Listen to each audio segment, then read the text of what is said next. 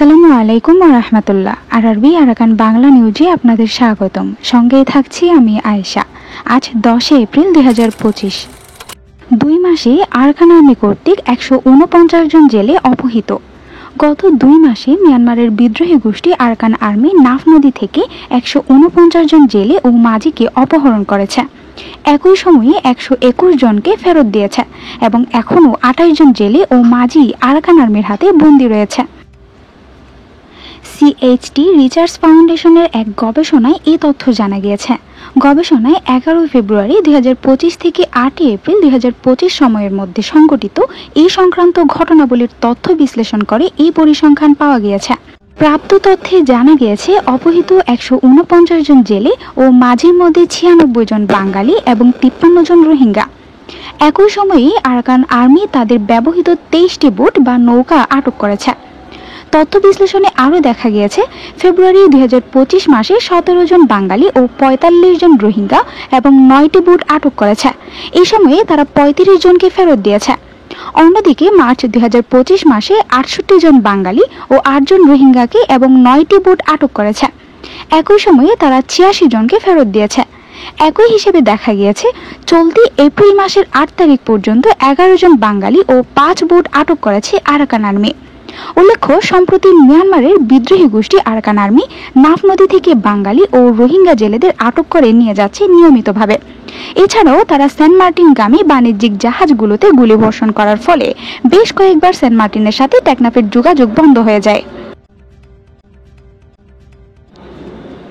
রোহিঙ্গা সংকটকে গাজা উপত্যকার সঙ্গে তুলনা করে প্রধান উপদেষ্টার উচ্চ প্রতিনিধি খলিলুর রহমান বলেছেন, আমাদের ঘাড়ের উপর একটি গাজা বসে আছে, সেটি নিয়ে কারো মিছিল মিটিং নেই। মঙ্গলবার 8 এপ্রিল রাজধানী ঢাকার ফরেন সার্ভিস একাডেমিতে এক সংবাদ সম্মেলনে সাংবাদিকদের প্রশ্নের জবাবে তিনি এমন মন্তব্য করেন।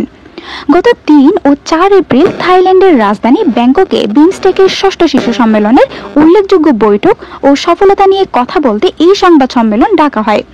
এই সময়ে প্রধান উপদেষ্টার প্রেস সচিব শফিকুল আলম ও উপপ্রেস সচিব অপূর্ব জাহাঙ্গীর উপস্থিত ছিলেন।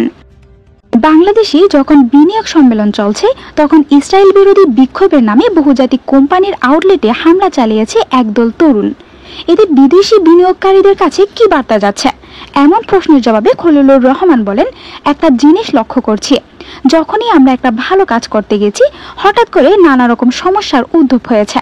আমাদের ধারণা আমাদের ভালো কাজগুলো ডিরেল করারই একটা চেষ্টা হিসেবে আমাদের এখন ধারণা হচ্ছে। এটার একটা প্যাটার্ন দাঁড়িয়েছে। তিনি বলেন, গাজাতে ইসরায়েলের কর্মকাণ্ডে বিশ্ব বিবেক ক্ষুব্ধ। বাংলাদেশে তার প্রতিক্রিয়া হবে খুবই স্বাভাবিক। আমার কাছে সবচেয়ে বেদনাদায়ক যেটা মনে হয়, আমাদের ঘাড়ের উপর একটা গাজা বসে আছে, রোহিঙ্গা।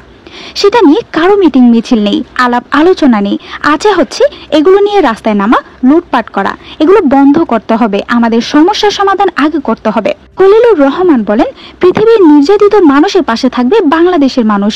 আমাদের স্বাধীনতা সংগ্রামের সময় সারা বিশ্বের নির্যাতিত নিপীড়িত মানুষ আমাদের পাশে দাঁড়িয়েছিলেন। এটা আমাদের ঐতিহাসিক দায়। এই দায় আমাদের সবসময় মেটাতে হবে। তিনি আরো বলেন, আমার ঘাড়ের উপর একটা সমস্যা বসে আছে, নাকি রোহিঙ্গারা একটু কম মুসলমান আর অন্যরা একটু বেশি মুসলমান? আমার কিন্তু খুব লজ্জা লাগে যখন বাইরের দেশে আমাকে জিজ্ঞাসা করে যে তোমাদের দেশে রোহিঙ্গাদের নিয়ে তো কোনো কথাবার্তা নেই, তোমরা অন্য বিষয় নিয়ে কথা বলো। প্রধান উপদেষ্টার উচ্চ প্রতিনিধি আরো বলেন, আমাদের অগ্রাধিকার আমাদের বুঝতে হবে। আমি সবাইকে আহ্বান করব, দেখুন বাইরের কথা আলাপ আপনি নিশ্চয়ই করবেন, কিন্তু ঘরের সমস্যা এটা নিয়ে প্রথম দাঁড়িয়ে যাবেন। তা না হলে আমরা দেশের স্বার্থ রাখতে পারবো না।